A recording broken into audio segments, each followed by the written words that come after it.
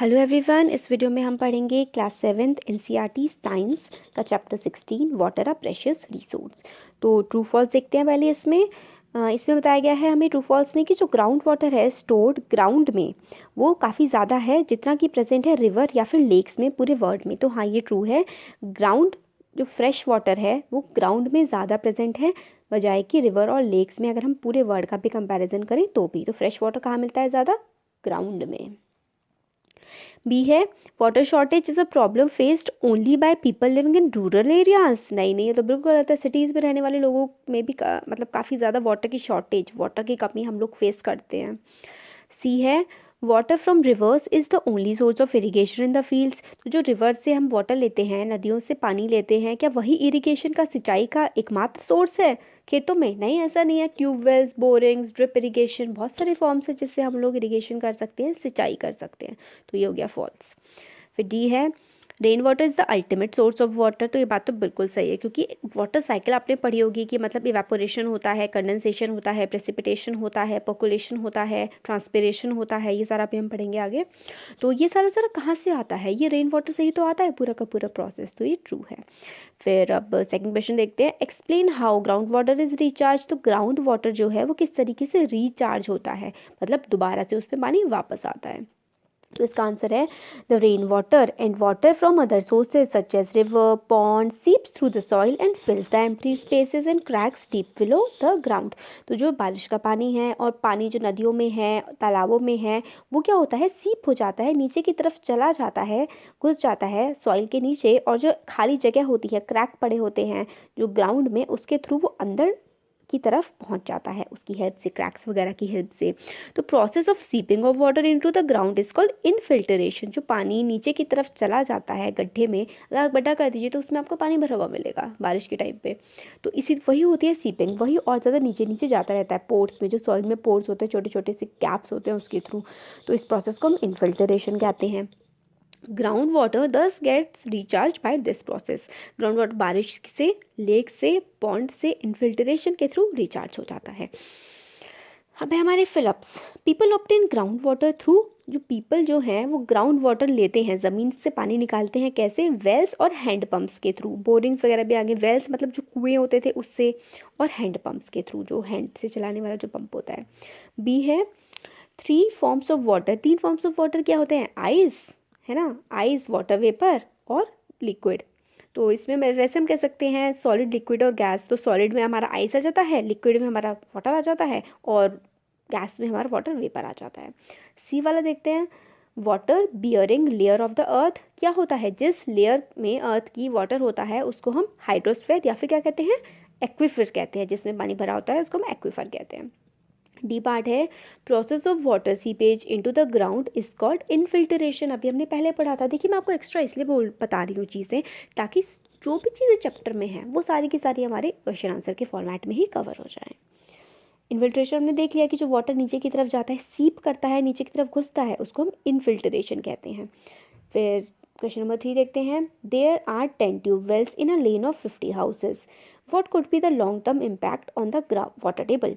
तो 10 ट्यूबवेल्स हैं, 10 ट्यूबवेल्स लगी हुई हैं 50 घरों में, बिल्कुल लाइन से। तो लॉन्ग टर्म में, लंबे समय में इस चीज़ का, इन ट्यूबवेल्स के लगने का, जो वाटर की टेबल है, जो ग्राउंड में वाटर है, उस पर क्या इफेक्ट पड़ेगा? बहुत खराब इफेक्ट पड़ेगा। और एक समय ऐसा भी आ जाएगा जब पानी खत्म ही हो जाएगा, निकाल ही नहीं पाओगे चाहे कुछ भी कर लो। तो देखते हैं आंसर किस तरीके से लिखा हुआ है। This will lead to exploitation of water. Exploitation का मतलब होता है एक्स्ट्रा यूज़ करना। आप ज़रूरत से ज़्यादा अगर किसी चीज़ को इस्तेमाल कर रहे हो तो आप उसे एक्सप्लॉइट कर रहे हो, आप उसे बर्बाद कर रहे हो। तो this will lead to exploitation of water resource present underground. तो ये क्या होता है? एक्सप्लॉयटेशन होता है वाटर का जो प्रेजेंट होता है कितने, ज़मीन में प्रेजेंट होता है। If people of all the 50 houses in the lane use the 10 tube wells regularly. अगर जो 50 घरों के सारे लोग जो 10 ट्यूबवेल्स लगी हुई हैं उसको रेगुलरली, डेली के डेली यूज़ करें, तो लॉन्ग टर्म में क्या होगा? Ground water will be reduced. बहुत ज़्यादा कम हो जाएगा ग्राउंड वाटर, और वाटर टेबल काफ़ी ज़्यादा नीचे पहुँच जाएगा। क्वेश्चन नंबर 4 है you have been asked to maintain a garden, how will you minimise the use of water. अगर आपको एक गार्डन को, एक बगीचे को मेंटेन करने के लिए, उसकी देखभाल करने के लिए दी जाए, तो आप वाटर का जो यूज़ होता है उसको कैसे कम से कम यूज़ करके ज़्यादा से ज़्यादा इफेक्टिवली अच्छे से इस्तेमाल करोगे। तो इसका आंसर है for minimising the use of water in maintenance of garden, I will use the technique of drip irrigation, DROP नहीं होता है, DRIP होता है, ड्रिप, इसको करेक्ट कर लीजिएगा। तो वाटर के यूज़ को कम करने के लिए हम ड्रिप इरिगेशन का इस्तेमाल करेंगे। इस मेथड में क्या होता है, रिक्वायरमेंट होती है वाटर की, वाटर जो है सप्लाई किया जाता है, water is supply directly to the roots of the plants using narrow pipes thus preventing the loss of water. पतले पतले से पाइप्स होते हैं और उससे एक ड्रिप ड्रिप ड्रिप ड्रिप करके टप टप करके ड्रॉप ड्रॉप करके पानी गिरता है, कहाँ, सीधे जड़ों में पेड़ की। तो इस तरीके से हम पानी को बचा सकते हैं। फिर नेक्स्ट है explain the factors responsible for the depletion of water table. हमें फैक्टर्स बताने हैं जिसकी वजह से वाटर टेबल का डिप्लीशन हो रहा है, वाटर टेबल में कमी आ रही है। तो उसका आंसर है factors responsible for the depletion of water table are increase in the demand of water due to over population. पानी की काफ़ी ज़्यादा डिमांड बढ़ रही है, मांग बढ़ रही है, पानी की बहुत ज़्यादा ज़रूरत है। क्यों? क्योंकि पॉपुलेशन इतनी ज़्यादा है, इतने सारे लोग हैं, जितने ज़्यादा लोग होंगे उतने ज़्यादा पानी की डिमांड होगी। ओवर पॉपुलेशन, जनसंख्या ज़्यादा है। सेकेंड है इसका point, deforestation leads to less rainfall which affect the recharge of river and ponds. तो जो डिफॉरेस्टेशन है, पेड़ों की कटाई जो है, इसकी वजह से क्या होता है, रेनफॉल में कमी आने लगती है, क्योंकि इवेपोरेशन ट्रांसपिरेशन का प्रोसेस इफेक्ट होता है। तो इसकी वजह से क्या हो रहा है, रिवर और पॉन्ड में कम पानी आ रहा है, तो भी ग्राउंड वाटर रिचार्ज नहीं हो रहा है, पानी की कमी हो रही है। Increase in number of industries as they use lot of water for their purpose. Industries जो है बहुत सारा पानी इस्तेमाल करती हैं, गंदा करके नदियों में डाल देती हैं और नदियों को भी गंदा कर देती हैं। तो ये सारी जो प्रैक्टिसेस हैं, इस वजह से भी बहुत ज़्यादा कमी हो रही है पानी की और इफेक्ट पड़ रहा है वाटर टेबल पे भी। Scanty rainfall is another factor that में डिप्लीट वाटर टेबल। बारिश की कमी जो है उसकी वजह से वाटर टेबल कम हो रहा है, हमने पहले भी देख लिया था। फिर है increase in agriculture activities as in many parts of the world people use old techniques which waste a lot of water. तो एग्रीकल्चर एक्टिविटीज़ काफ़ी पुराने टाइम के समय की चल रही हैं, जिस तरीके से पहले की जाती थी उसमें भी काफ़ी ज़्यादा पानी की बर्बादी होती है और लोगों में अवेयरनेस ही नहीं है भाई कि पानी को बचाना है। गाड़ियाँ धोते रहते हैं, अपनी सड़कें धोते रहते हैं कुछ लोग, तो मतलब 20-20 50-50 लीटर पानी सड़क धोने में, मतलब भाई सड़क तो रोज़ ही गंदी होनी है, कितना धोगे उस सड़क को तुम।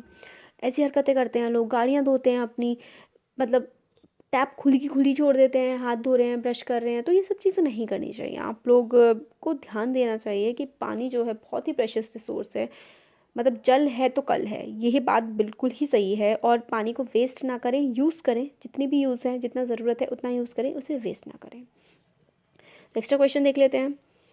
Define water cycle, write all the process involve in it with a diagram. तो डायग्राम भी देख लेंगे। डायग्राम कैसे बना सकते हैं आप, एक लेक बना दीजिए, उसमें से इवेपोरेट हो रहा है पानी, ठीक है, इवेपोरेट होकर ऊपर जाके बादलों में कंडेंसेट हो रहा है, फिर कंडेंसेट से फिर नीचे एरो बना के प्रेसिपिटेशन हो जाएगा। फिर उसके बाद पेड़ बना दीजिए, पेड़ में से क्या होता है, ट्रांसपिरेशन होता है। और ज़मीन बना दीजिए, ज़मीन के अंदर पानी जाता हुआ दिखाइए और वहाँ पे परकोलेशन लिख दीजिए उसके आगे। हाँ, तो define water cycle, write all the process involve in it with diagram. Circulation of water from the earth to the atmosphere and back to the earth is known as water cycle. पानी का circulation अर्थ से atmosphere में जाना और atmosphere से वापस अर्थ पे आना, इसको हम वाटर साइकिल कहते हैं। Various process of water cycle क्या होते हैं, evaporation, transpiration, condensation, precipitation, percolation या फिर इन्फिल्ट्रेशन, जो मैंने अभी आपको बताए थे। इन्फिल्ट्रेशन क्या होता है, process of seeping of water into the ground is called infiltration. Ground water gets recharge by this process, मतलब पानी का ज़मीन के अंदर जाना, इस प्रोसेस को इन्फिल्ट्रेशन कहते हैं। अभी देखिए डायग्राम बनाया हुआ है, मैं आपको बता देती हूँ इसके थ्रू। देखिए बादल है, बादल से क्या होगा, बादल पहले ये पेड़ है, पेड़ से ट्रांसपिरेशन होगा। और मान लीजिए यहाँ पे लेक है, ये सपोज ये लेक है, तो लेक से ऊपर क्या होगा, हमारा जो इवेपोरेशन होगा, ऊपर जाके कंडेंसेशन होगा, कंडेंसेशन से फिर प्रेसिपिटेशन, बारिश पड़ेगी, पेड़ों से ट्रांसपिरेशन होगा, पत्तियों से जो पानी उड़ता है स्टोमेटा में, फिर क्या होता है, फिर पर्कुलेट होता है, एक्वीफर, जो नीचे जो पानी यहाँ पे इकट्ठा होता है उसको एक्वीफर कहते हैं। ये देखिए ब्लू ब्लू कलर की वाटर टेबल बना के दिखाई हुई है, फिर रिचार्ज हो रहा है, फिर ग्राउंड वाटर। तो हो गया ये हमारा चैप्टर कंप्लीट। आपको कैसा लगा कमेंट सेक्शन में कमेंट करके बता सकते हैं। अच्छा लगा तो वीडियो को लाइक करिए, चैनल को सब्सक्राइब करिए, अपने फ्रेंड्स के साथ भी शेयर करिए। Thank you so much.